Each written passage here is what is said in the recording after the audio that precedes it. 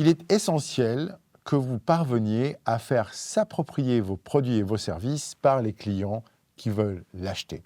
L'appropriation, c'est un phénomène sur lequel on joue beaucoup en vente. Vous connaissez l'effet puppy, l'effet petit chiot? Comment est-ce qu'on vend aujourd'hui un petit chiot adorable à une famille?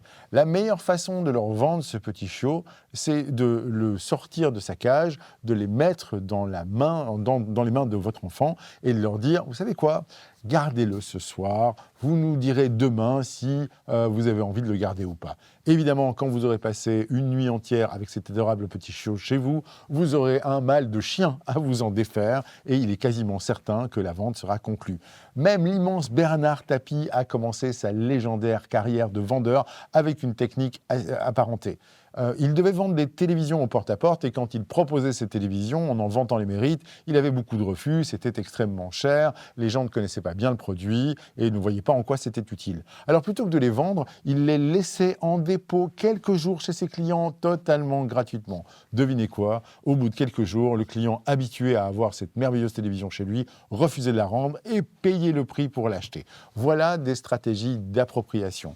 Aujourd'hui, si vous vendez des cuisines, vous avez tout intérêt à faire un maximum manipuler vos clients, les tiroirs, les portes, les électroménagers, de façon à ce qu'ils puissent déjà se projeter dans l'usage et s'approprier les produits. Même chose pour un téléphone portable ou un ordinateur. Faites-les essayer. Vous vendez des softwares, la phase de démonstration est vitale. Donnez le clavier à votre client. Faites-lui toucher la facilité et la fluidité. On peut aller au-delà de ça. Il n'y a pas que de l'appropriation physique, il y a de l'appropriation mentale. Obligez vos clients à se projeter dans le résultat. La projection, vous le savez, ça marche toujours. Obligez le client à vous dire, tiens, quel est le premier moment sympa que vous allez passer en dessous de votre nouvelle véranda ou en dessous de votre nouvelle pergola. Et si par bonheur, votre client vous décrit un moment d'apéro en famille sympa, eh bien, vous savez qu'il est en train de se l'approprier mentalement. C'est de l'appropriation mentale. Plus votre client se verra dans l'usage du produit ou du service, plus il a de chances d'aboutir à son achat. Et vous croyez que ces méthodes sont révolutionnairement psychologiques? Elles sont vieilles comme la nuit des temps. Je vous cite Marc, chapitre 11, verset 24. Tout ce que vous demandez dans la prière, croyez que vous l'avez déjà obtenu et cela vous sera accordé.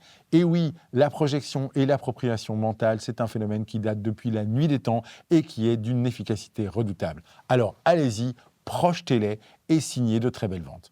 On se retrouve dans une prochaine consultation de Dr Sales et n'oubliez pas que la santé de votre entreprise dépend avant tout de la santé de vos ventes.